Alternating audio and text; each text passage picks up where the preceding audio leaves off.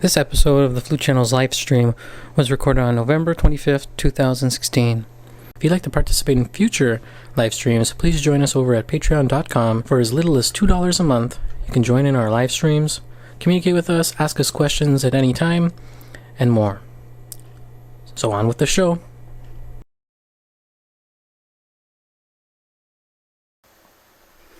Hey, Emily! So I think it works now. Yeah, so hi everybody, how's it going? Hi Emily, how's it going? Hi. We had major technical difficulties a couple weeks ago. YouTube wasn't doing so well and our things weren't working, so we changed a little bit, the lighting and all that stuff, and we're kind of going to do a little redo of November's live stream. And yeah, just how's everything with you? Good? You have your rehearsals with your flute and harp, how's that going? Do you like Peachy. flute and harp? Peachy? Yeah, of peachy. course, I love flute and harp. Yeah. What's your favorite flute and harp piece? Well, I don't know. It's mostly the current ones I play usually, but right now we're playing Mozetish. It's amazing. I like flute and harp because it's meant to go together. Mozetish, is that a... Yeah, is that and plus, we've played for so long that it's like... I don't know, it gets easy when you play a lot with someone. Kind of know their sound, you know how... Yeah, you know what they're... Yeah. It's cool. Mozetish, is that a Canadian piece? Or? Yeah, he's a Canadian composer. He's still alive. Is he? I think so. Do you know how old he is? No. I don't know how old he is, that's why I ask. I think he has to be over his 80s. He has to be in his 80s. I don't know exactly, but I think Ilan said he was still alive. Oh my gosh. So I'm not sure. I would have to check. So yeah, we have a bunch of questions. I'm going to open up the live little thing on the side there, or it's over there, about the questions you guys have, and we will answer them. I know we have a couple questions from previous feeds, like previous weeks. I remember we answered that one question. Do you remember that question we answered on the live stream? The one that didn't get on air because of the thing. Yeah, I think so. I'm gonna load it back up. I can't remember. We had a question about, was it high register again? Everyone always. Oh yeah, always high register. Yeah, like how would you go about? Well, I think there was also something about a key between two notes. There was something.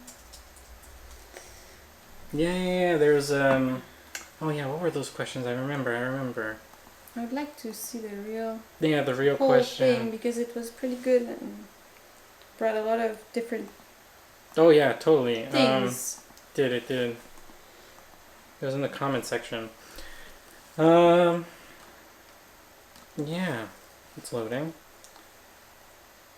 We sporadically did the surprise live streams because we just wanted to get it done before the month was over, and because we did the other one. We did the whole thing. Didn't yeah, it worked, but like half of it didn't even get the volume, so we didn't even have volume, so I don't know what we're talking about. Okay now? Yeah, I believe the volume is perfectly fine. Oh, great. Yeah, volume's perfectly fine. We can hear each other and everything. It's great. So you have the questions? Yep, gonna load them up right now in the community. Plus, we're only like 23 subscribers away from 2,000, so that's pretty sweet too. Oh yeah, so it was right here, something about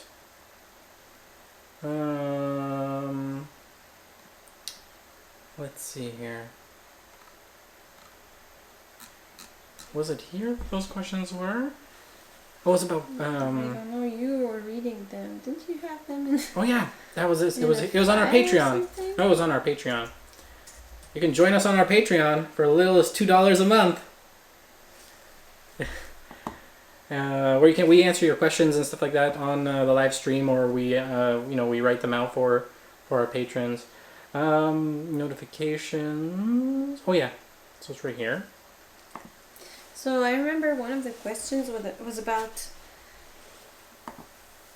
fingerings or something like that. Yeah. One of them was fingerings. Yeah. And I think it's even on the. Okay, I don't know. It's. Well, what's I think I have them right here. I remember the questions. I think these are the questions right here. Nope. That's not it either.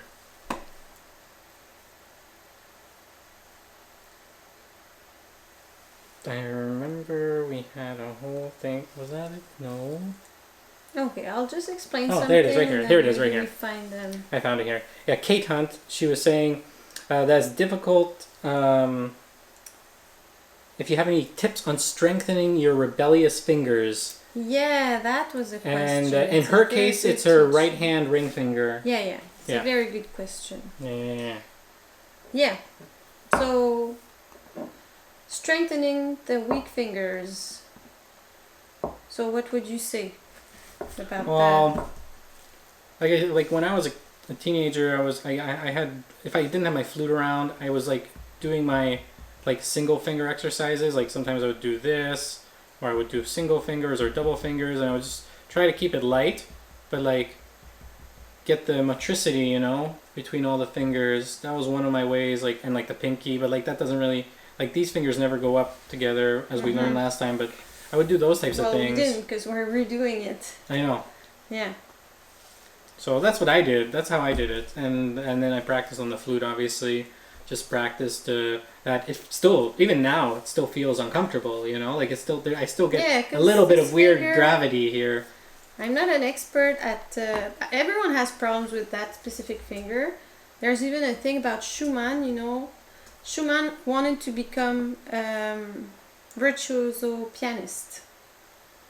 He was taking lessons with the father of his future wife, Clara Schumann, who was an amazing virtuoso.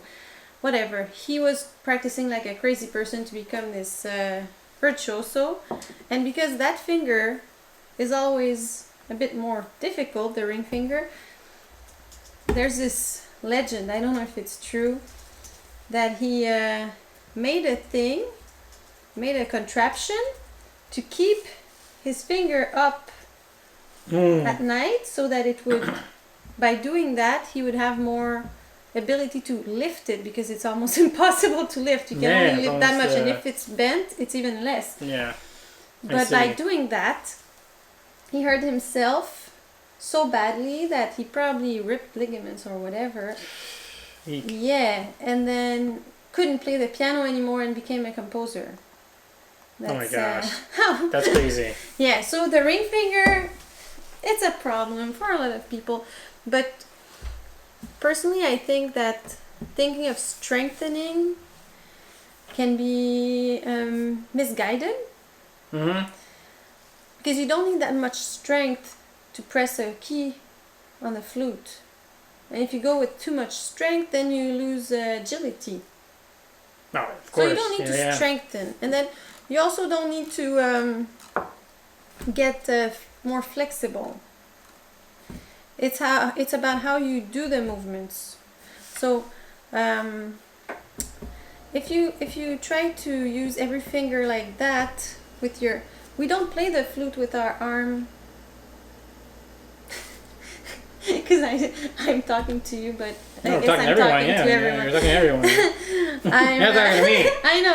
Look over there. I know. It's just funny because I'm looking at you, and you're not. So No. you don't play the flute with the, because I'm talking to you because you were saying I put my hand on the table and would do this. I would. Okay, but I don't agree with with that. Sure. It's okay. We're totally there to good. exchange ideas, because we don't play the flute with our hand sitting on a table like that. No. We have more, we can move a bit more.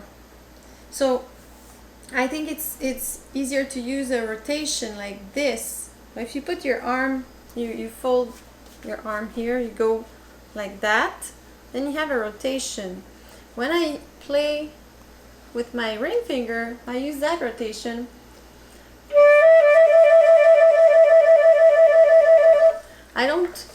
My finger almost doesn't move. But the movement is from here like this. So you can help your fingers by using your arm, and that movement is easy. You can do that for a long time.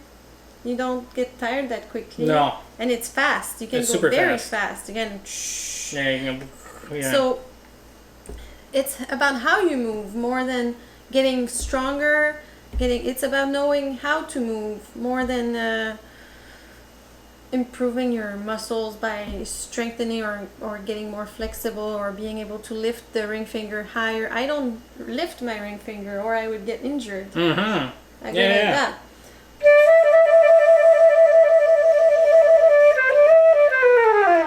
And then another thing we said last time when it didn't work is that it's always because of that thing with babies. When we give the finger to a baby, we give the finger to a baby. It sounds very bad. I never did that in my whole life. Let's hope not. We give a finger to a baby, and the baby takes the finger like that and holds onto it. And we're like, oh, he loves me. He loves you. But he probably doesn't really care about what's going on yet. Doesn't know. Doesn't love us yet, but he has a reflex to grab, and that's one of the first reflex to grab things. So it's easier for us to put our finger down than to pull them back up. So when there's a problem with the fingering, I try to check, because sometimes there's some fingers going down, some fingers going up.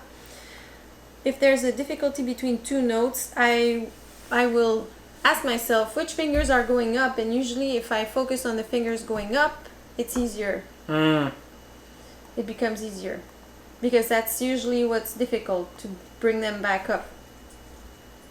Makes sense. And then so I would say rotation instead of just trying to isolate every finger, because fingers are not meant to work isolated from each other. And this finger, I'm not an expert at anatomy. I should take lessons. I should check if I can find good books or something. It's very interesting, but I know that some ligaments and muscles are bringing them together, so they are not totally separated. They're separated here, but inside the hand, and it's not. There's a anatomical reason why we can't do those movements. So let's not fight our bodies. Let's try to figure out ways what combinations to work and with stuff like our that. bodies, because once you get hurt, then it's hard to get back to where you were. It's a world of pain and discouragement, and you want to play the flute as long as you can. You don't want to get injured. So you don't need a lot of strength to play the flute. What is it, a gram that you need? A force. A couple, not even a Newton, like that thing. That's a bit more, because there's more keys on this one, but this one it's just 2 keys. This one, this key is a little bit more. Yeah, because there's more keys to work, more keys to move, and there's a new bar. This is super light. Yeah, because there's nothing. Light. They're all light. It's They're all this light. one is a tiny bit if you're very picky. Exactly. So, if your flute needs strength, it means it needs to be repaired.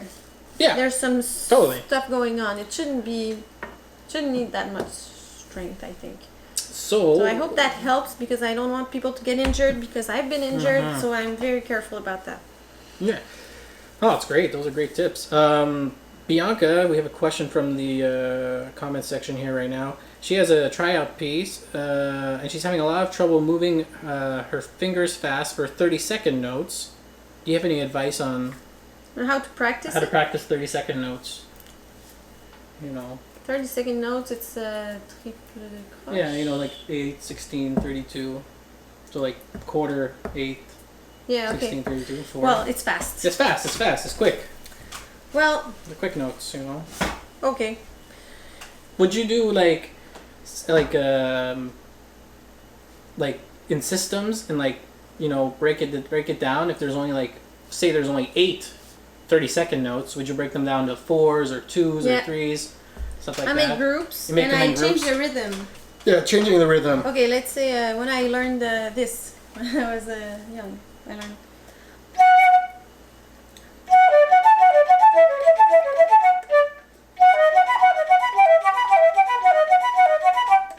So I had to learn that. Yeah. And I couldn't play it. No. Okay.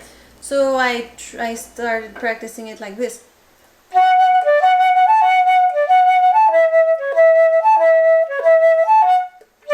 While you're on the note that you make longer, you have time to think about the next one. Yeah.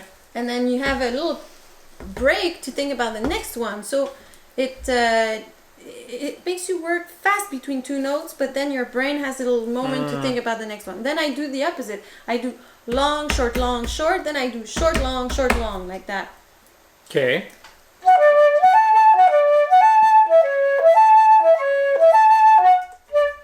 And then I do 1 long, 3 short.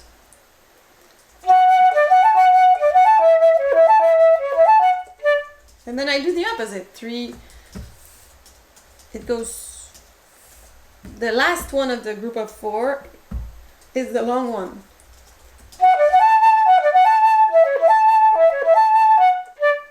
And sometimes I'll practice everything tongue, everything slurred. Then I'll do it by a group of 4. I do 1 beat and the first note of the second beat. Then I do the second beat with the first note of the third beat. Should I make a drawing so it's clearer?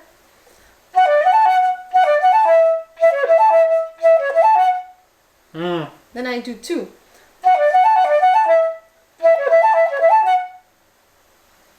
Yeah. And I practice with a metronome.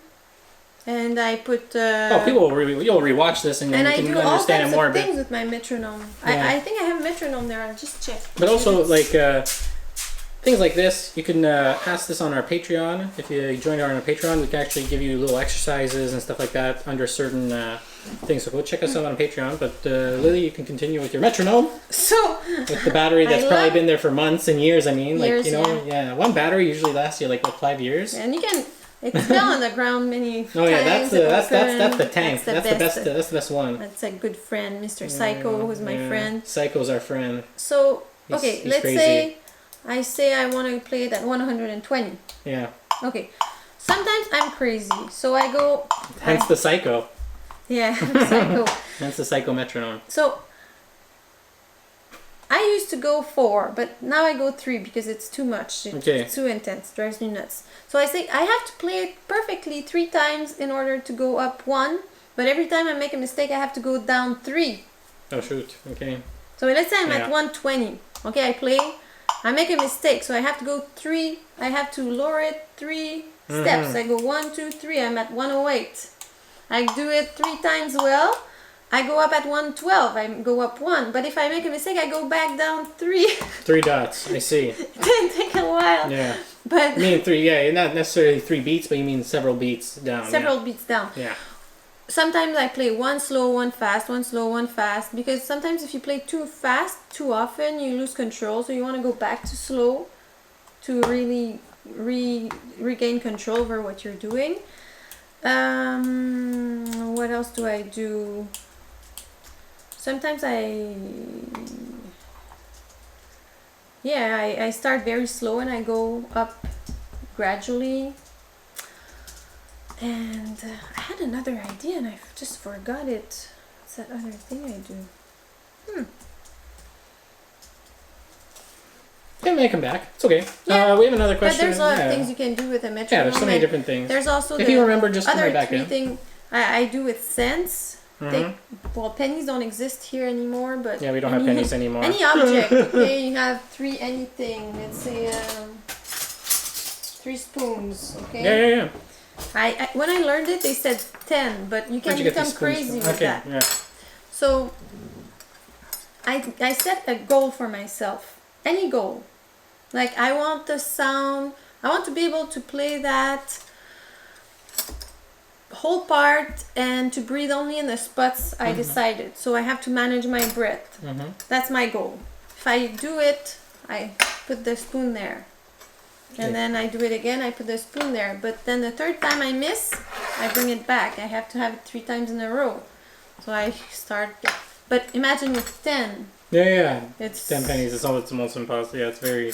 It's possible. It works a lot on your focus as well. Yeah, you become very focused because it's like you become very focused. Yeah, but it works because also it reminds you that when you practice, if you practice without goals, you practice nothing really. You just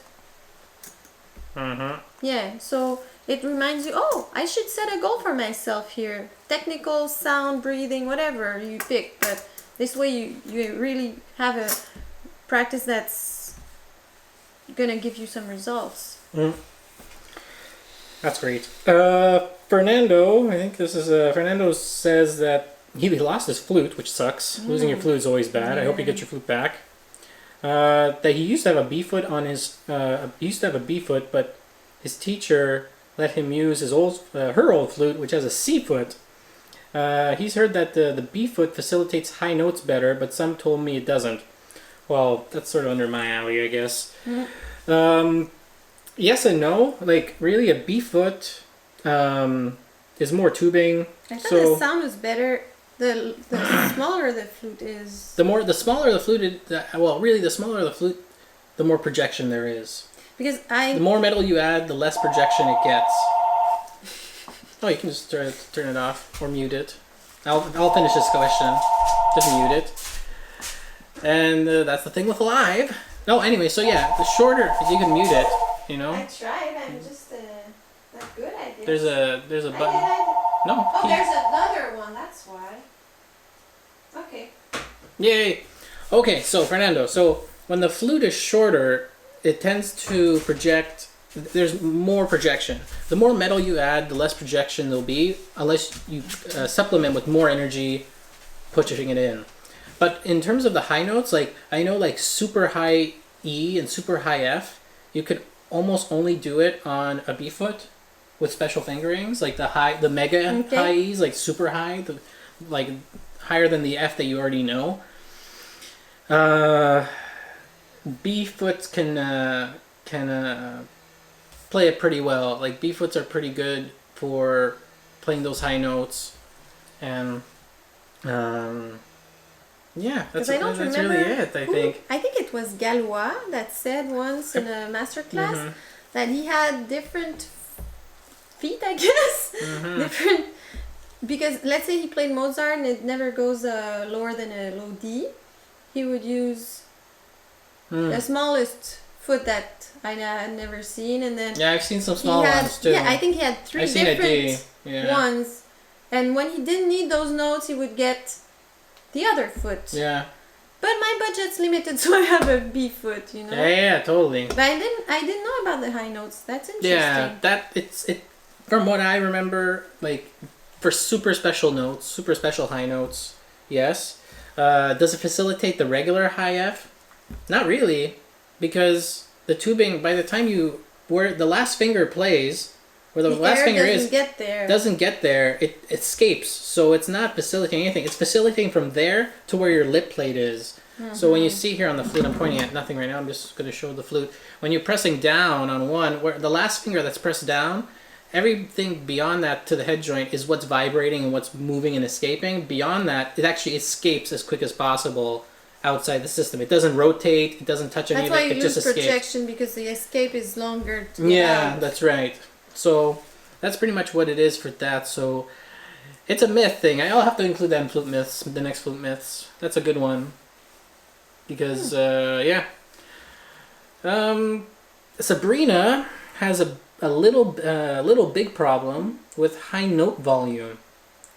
So when she has an A flat, so I assume a high A flat in pianissimo or double pianissimo, or double piano, I mean, it's something that's difficult for her. Do you have any advice? It is difficult. That one? Like, it's difficult for me. Yeah, every high note piano, it's always a bit difficult. There's some secret fingerings though that I like using. Oh, that's for pitch though. It's not for. Is it? I don't know. That's not what I'm talking about. No, I don't know that one at all. When it's too high, I add those two fingers. No, for pitch maybe, yeah. But a lot of wolf tones. I practice wolf tones in those high registers, and I try.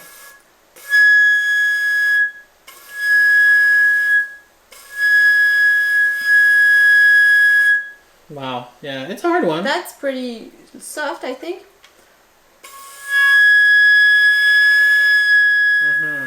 Well, she wants to know more about high note volume, and then then pianissimo, right. Okay. Yeah, that note. Here's the thing with the high register, and at a mechanical point of view, is that when you start not using that B flat lever at the bottom and start playing those high like G with the 3 and then A, especially with the A flat, because you reintroduce that side of the flute, the back, where the B flat is, where the A flat is, it increases the volume exponentially. Like, it's crazy. So try to do a G, and a G can be a little bit less quiet. It can be quieter. See? It's much quieter. But that's how I practice. See, now it's a lot louder. See? That's what I was going to go to that point. To practice. Not a lot, but yeah. But it's a big difference. Like when you want... But if we go back, it's a good thing to practice. That's how I learned it. So you play a G to give yourself... Yeah, there's that. A point of reference. Point of reference, yeah. That's what I was going to go back around to. Is that point of reference G to A? Because when you just play A flat out of nowhere, it has to be double pianissimo. You're like trying to think about it. But if I play the G before, it gives me a point of reference. Yeah. Or even wolf tone it. Like wolf tone it. Wolf tone it means like playing it silently, and then you kind of get a feel of like where it's going to go, and then you play that A flat. So practice whistle tones like that. Yeah, wolf tones and whistle tones are the same thing to me. Oh, it's the same? Yeah, same thing. Sorry. I don't know if you can hear that, yeah.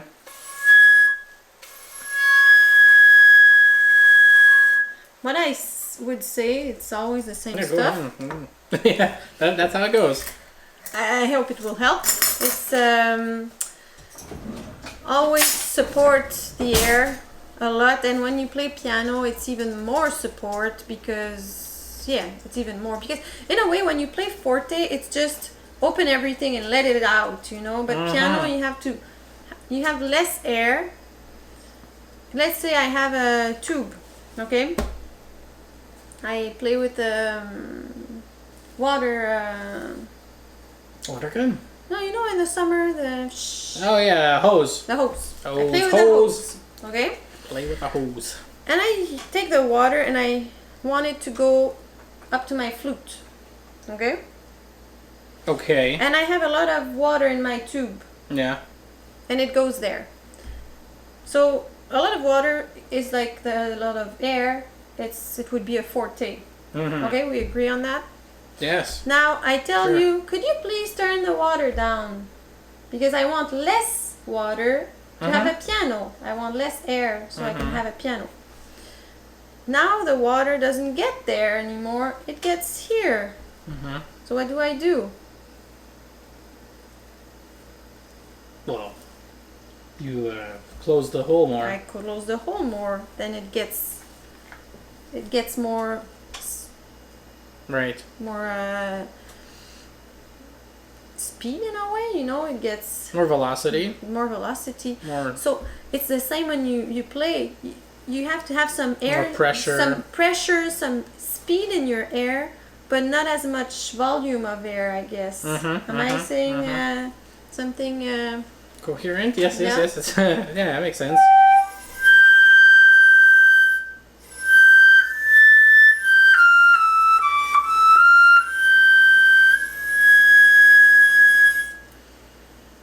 I have to really and keep it small. And I used to practice that a lot, like.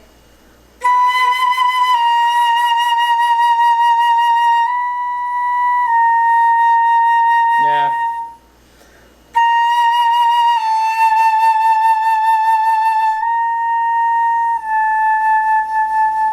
So yeah, you're basically just going loud and then soft. Gradually in between. You have to practice you have to practice it. That's what you're doing. Yes, that's right.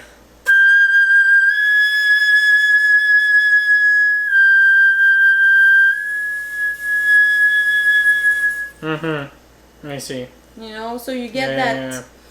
And there's a difference in the angle a little bit. When I play loud, I go a bit more inside. I play soft, I go a bit. The angle goes like this. Yeah. Ooh. So you're going like this. Well, I can't see you. It looks like. Oh yeah. Looks like nothing this, and then I play soft. It goes a bit more in front. The angle on the lip plate. So I hope that can help. Yeah, hopefully that can help, Sabrina. Questions, just if you have more questions, Sabrina, like if there was something you don't understand, just mention it in the comment section. We'll get back to it. Dan, he's a new flutist, and he wants to know, where does he place his left thumb while playing C or C sharp in the middle octave? Nowhere. Nowhere. Well, show him. Show him nowhere. Okay, so the confuse him more. Nowhere. The thumb is not a point of. How do you say that? Your left thumb. Yeah, okay. That thumb is not a point d'appui. How do you say point d'appui? It's not an anchor point. It's not an anchor point on the flute. The left thumb. The right thumb is, not the left. So your. How did you say that again? Anchor point? Anchor point? Your anchor points are the left index finger, just here, where the finger meets the rest of the hand, I guess, here. Then you have the right thumb. The pinky is there very often. And of course you have your chin. Okay, so your left thumb doesn't hold your flute. So when it doesn't play, it just stays behind like that. If I play a C, do people see? Do I have to change my... No, you're good. I think you're good. Just don't change too intense there. It's a bit intense there, but... My you can come thumb closer. just stays like that. Oh, you're showing the thumb. Yeah, I see. I'm trying to show the thumb. So maybe you want to show it like that. Like... Oh, I think we see. Okay. You see, it's just Yeah, like yeah. that. So yeah, you can see it. maybe check the... Oh yeah, they can see it. The Totally. video about the posture that I made. Oh yeah, the posture video. You'll learn, like, it's pretty much all there. I think it's even too much information in one video. There's No, it's a lot of great video stuff. though. There's a lot of information. So That's you one can of the check, biggest you'll videos. see about the anchor points and how, for me, the right hand pushes forward and the left hand pushes towards me. So kind of blocks my flute into place like this. And it has to be pretty sturdy on the chin. And I don't feel as if my flute is going up. I'm not holding it up. I'm bringing it together. It's more of a horizontal forces. It's two horizontal forces instead of going like this. I used to be tired, and people who do that, they tend to bring their shoulders up as well. So just like that, two opposite forces that locks it in, and after that your fingers should be free. Your fingers are not holding your flute. Right. Because if the fingers are holding, they can't go up anymore. Hence the problem with fingers going up again. I hope it helps. Hopefully that helps, Dan. Simple. He's a newbie. It's okay. There's always good questions like that. It's always good. If you want, check up on Patreon or ask our questions on the flute channel episodes that we have. It's a good question. Super good question. Yeah, it's something. Really? Yeah. I just laughed at my answer because I was like, nowhere. But if you don't know, in the beginning, I remember it was difficult for me to play a C. And especially a C sharp, just one finger, and you still have to. It feels like the flute is going. But you keep at it. At one point, you find the balance point. It's so true. Larissa says sometimes she forces her lips like a smile to get a pretty sound, but it hurts too much after some time. Do you have any advice about this? I wouldn't smile. I wouldn't try smiling. Yeah, I wouldn't smile. It's the smiling thing. It does cause a lot of pain. It does cause a lot of pain. I remember for me, it caused me a lot of pain when I was a teenager. And I don't think it gives you a wide range of. It blocks your lips, so you don't have as much flexibility to do different things. Yeah, blocks you there, and that. And like the upper lip is supposed to be very, very stationary. It doesn't really do much. You go like. Yeah. And it becomes very stuck, you know. Yeah, it's very pinched and very. So in the high register, you can't. Like if I go like this. It becomes super close, the high register. Yeah. The embouchure has to be firm but relaxed. Not too relaxed, but not tight. Just firm. I never open, you know, there's nothing. I don't think about the sides anymore. Like the sides for me, the sides do nothing. Almost. I think they have to stick neutral. Neutral, yeah, because when I think smile, not like this and not like this, just neutral. When I feel like there's something there, I don't like. That's not like when I play the flute. It's like it's just that nothing is here. There's no movement. There's no pretty much in front of you, and this way you have more ability to use that little muscle here and go a bit like this, and it's I think the simpler the better. Yeah, the simpler the better. Smiling and that smiling, frowning, all those things. I think it's just like add those things later. Sometimes it can be used to counteract something else. Let's say you're smiling too much and you can't bring it down. Maybe working on doing this. Yeah. Well, work the muscles to bring it back to. But the ultimate goal should be to get a neutral position. Yeah, just neutral. And not neutral. I think so too. I think it's because I think just the lip area and the cheek should be neutral, but the inside is that's where it really is the most important thing to really think about. But with sound, there's so many things involved. This week I had a student. I was like, your sound, it's there's something, you know, and I realized her flute was turned in too much because she turned her lip plate too much outside. Because I always told her not to cover the lip plate too much, you know, not to cover the hole too much. So she's thought, but then she was playing with the flute almost with the keys facing the back instead of being more like straight or even a bit forward. And just by changing that and changing the angle here, but not the angle of the mouth, just the angle of the flute, everything sounded better. Everything was easier in 2 minutes. Wow. Sometimes it's just little adjustments. Yeah, little adjustments. Yeah, the mouth, yeah, it's true. So if you guys have any more questions, make sure to put them in the comment section if you're watching this on YouTube.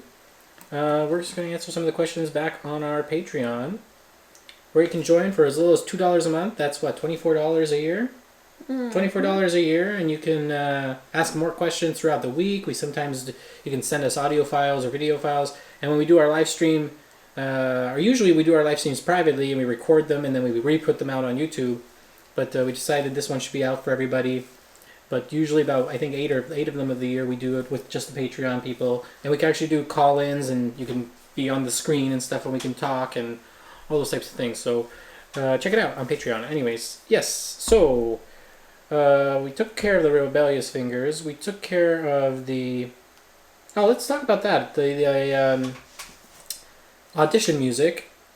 For colleges. But also... Wanted suggestions. Let's talk about, suggestions for pieces. And then there's going to be... I have a follow-up question after that about high school and how to prepare for high school auditions. Okay, I don't know. I don't remember when I auditioned, you needed to have 2 contrasting pieces, so you needed to have something fast, something slow, and not the same era. Yeah, not too baroque, like not handle and back. Back, yeah, no handle and back, back to back, no. Not in the mid and Martineau wouldn't work, you know. Yeah. But like Mozart and in the myth would. Yeah. Yeah. So I would say. Don't prepare more than they ask for, but prepare it well. Yeah. If they ask 2 contrasting movement of Bach sonata, then don't learn the whole sonata. Just learn those 2. Like you can learn the whole thing, but I mean, in the days before, you really focus on those 2. Totally. And it has to be something that you love, because you have to sell that music, so you have to love it. There's so much choice. It's difficult. What was your favorite piece in high school? Your one favorite piece? I loved Poulenc. When I played Poulenc, I was... Poulenc would have been mine too as well. Yeah, I loved it. The first movement. All the... And I practiced so hard to be able to do the double tonguing in that thing. It was just crazy, but it made me evolve a lot, and I love the G major concerto, the Mozart G major. What is one? I loved Hindemith. The second movement. Hindemith's good. It went well with the, you know, as a teenager, all that intensity. It's so like totally strong, and like there's some suffering in that movement. I think I loved it. Martino is cool too. I don't know. There's a lot of very nice music, but yeah, contrasting things. And when you play them in a contrasting manner too. You don't use the same vibrato in Bach than in Hindemith. You can also not use vibrato in Bach, or almost none, because it was not really used with those instruments, but you need to use it as an expressive tool in the most modern pieces, so you need to make a difference, so you show that you understand what you're playing. Understood. What would you say about that? It's all the same, really. That's how I was thinking. That's what I was thinking about, really. Like, those are pretty much it. But like my phone. All the French composers are amazing. Yeah, French composer book. There's a book arranged and put together with like I think 10 or 12 pieces that are basically high school standards. Yeah, basically they're all high school standards. Those are all basically high school standards. Yeah, university. Like, those are to like get into a school. You know, if you can play those, you can pretty much. That's like saying I can get into a school. Yeah. Yeah. It depends how you play it. Depends how you play it, though. Yeah, totally. And for like high schoolers who are just trying to get into their band and trying to get, you know, first chair or second chair or whatever, like learning their studies. What would be the one thing that you would say about learning a study, like that would really make you feel comfortable? Like, what's one thing that always stuck out to you when you were learning a study and made you? A study or anything, because they ask for studies for. They ask for studies in high school. They ask for studies in scales. They don't usually ask for pieces. Okay. Like people, they have to know their scales like crazy in high school. And okay. In the United States, at least, it's pretty serious, their scales. And then a study, yeah, but they would have like scale competitions and who does, you know. Okay, well, for scales, what I used to do is I would, let's say I had to learn my scales up to 4 sharps and 4 flats,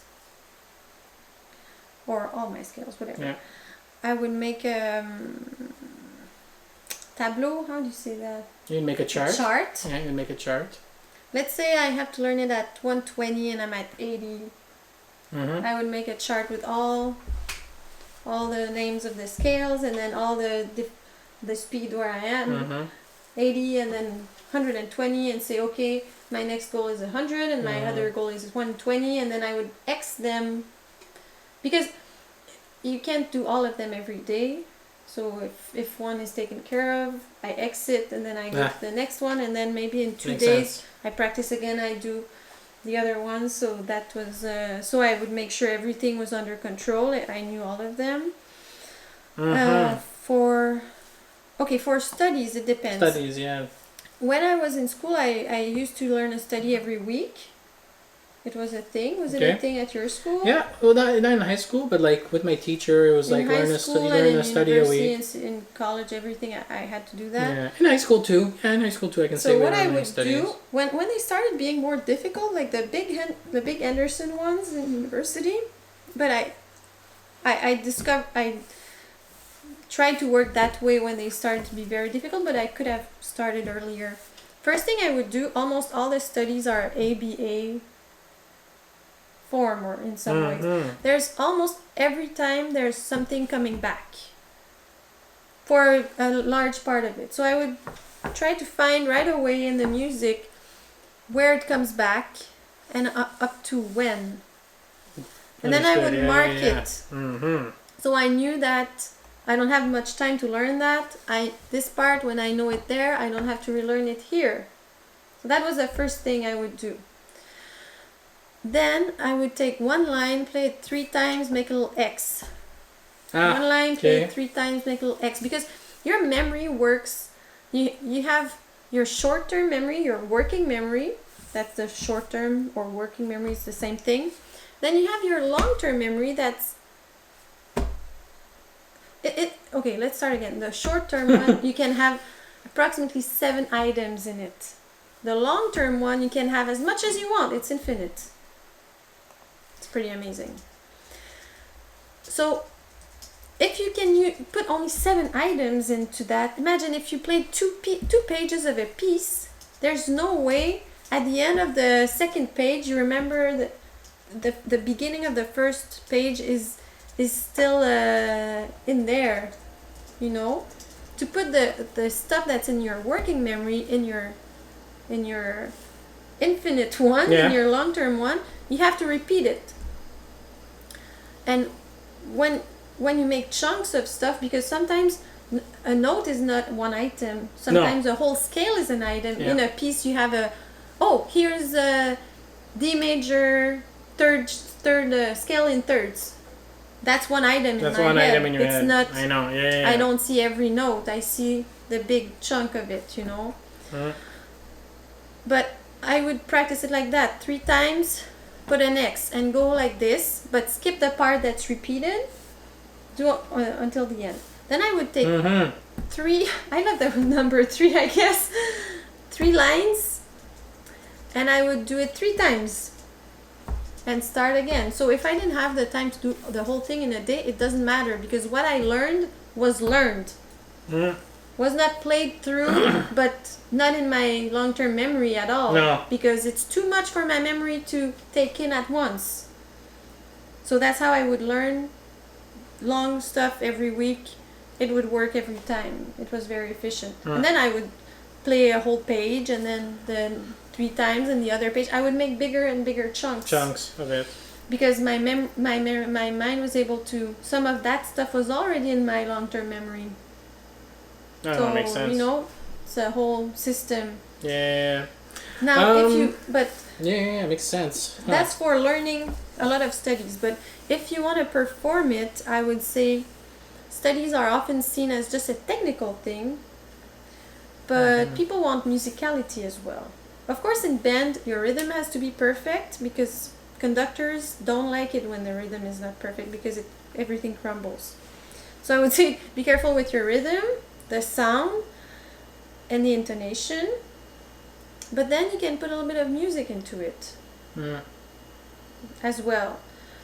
So I would say record yourself. It's so easy nowadays. I wish I had all that when I was a kid. It's crazy. Because recording is the best way. You listen to yourself. You're your best teacher. Listen to yourself with your music, and write down what's not so good. I could do that like this, but always in a constructive manner. Not like that's ugly. That doesn't bring you anywhere. Oh, here I should take more time. Oh, here this note I could vibrate. And then write it down and try to notice also what's beautiful, because there are beautiful things.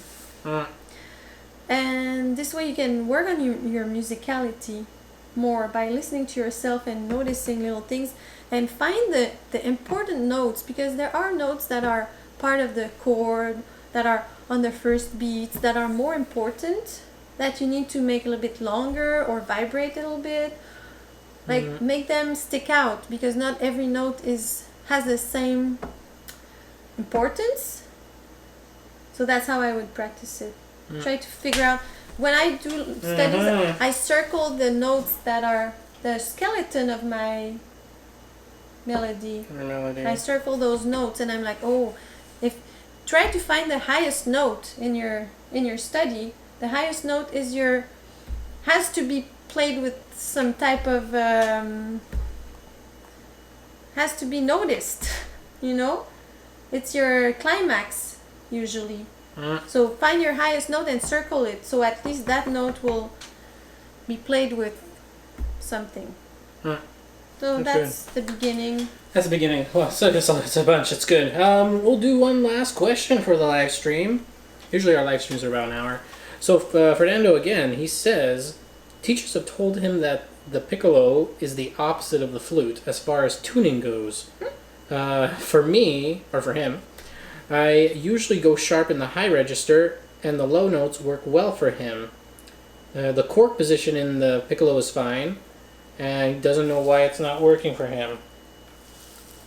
I would say gotta practice. Is it true that it's? I played Piccolo. I disagree. I totally disagree. I don't agree. Piccolo does the same. It's I think it's the high in the high register and it's low in the low register. It's yeah. like the flute. I think It's the same I think the thing. piccolo is the same thing as the flute. Any flute built with the same type of mechanism and stuff is usually the same tendencies, for the most part. I think it's just the approach a little bit, but. It's For me, tinier. the piccolo, it's tinier. Yeah. So for me, the piccolo, it's like for me, I had to practice piccolo with sounds against it, so I knew how much energy I had to put. Like that, you have to listen. The piccolo is an instrument you have to listen to everyone. I think, even more than on the flute, because you can really sound out of tune. Well, it's very unfair, the piccolo. Yeah. Because what happens? Okay, tell me if I'm wrong. It's totally unfair. But let's say in the orchestra, everyone's in tune, but the second clarinet, okay? The second clarinet is out of tune, and you play the piccolo. Who will sound out of tune? The piccolo, because it's the highest one, and it's the one who's gonna go. Even if it's not the piccolo that's out of. Maybe that's happened to you, but I've never had that type of situation, so I don't know. But I agree. It's a bit tough on that, you know. It's not necessarily your fault, but you're the one who's gonna stick out because it's on the top of the orchestra. Yeah. But for one that, tip just do your tip and then I'll tell mine. Okay, sorry. I'm sorry. The tip I don't have a piccolo with me right now, but I used to, and I got this tip from a piccoloist.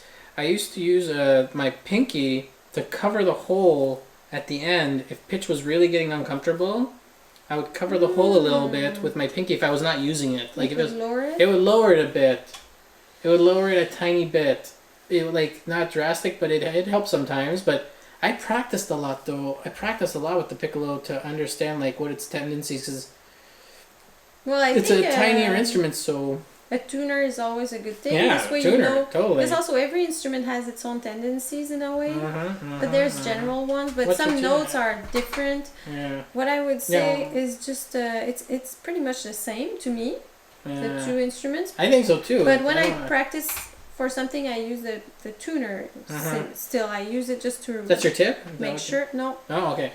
And the only difference for me between the flute and the piccolo is just the piccolo. It's tinier, so the hole is tinier. Everything's tinier, so you have to just make a smaller hole with your lips. Like the air stream, it's a little bit different. It has to be pretty precise where you put the air on the lip plate. But then it's pretty much the same. And when you can achieve a nice sound in the piccolo, it needs a lot of support, the piccolo. A lot of support.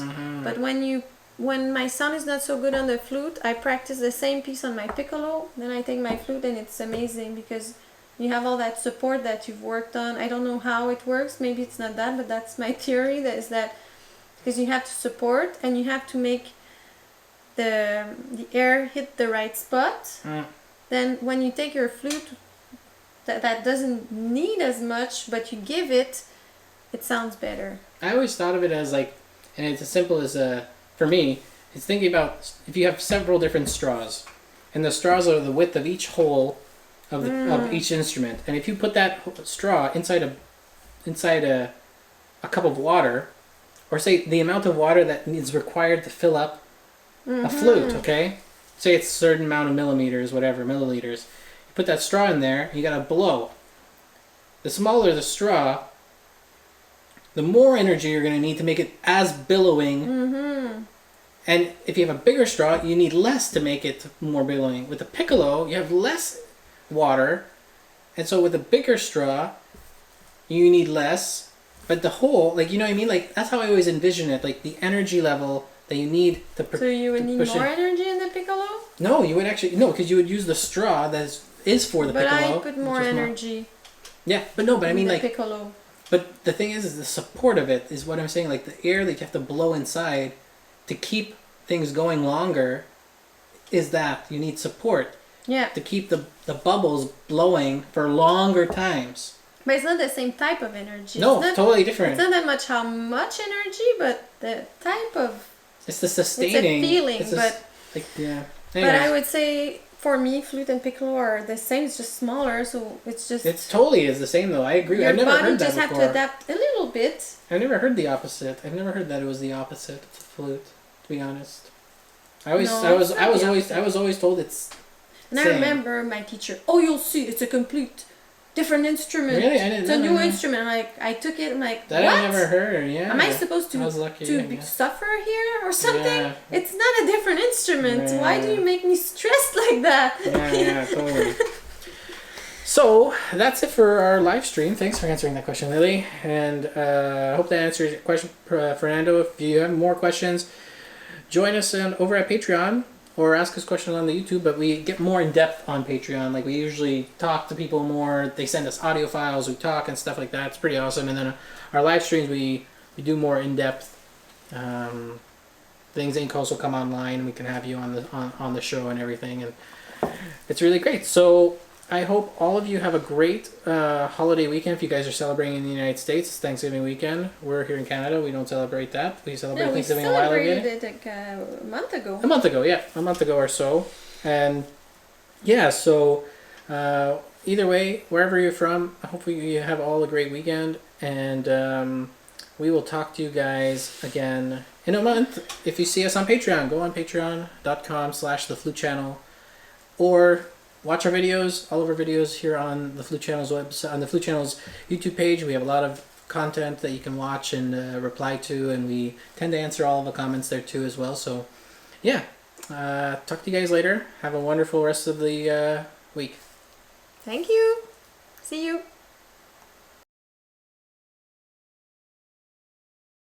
This episode of the Flute Channel's live stream was recorded on November 25th, 2016. If you'd like to participate in future live streams, please join us over at patreon.com. For as little as $2 a month, you can join in our live streams, communicate with us, ask us questions at any time, and more. So on with the show.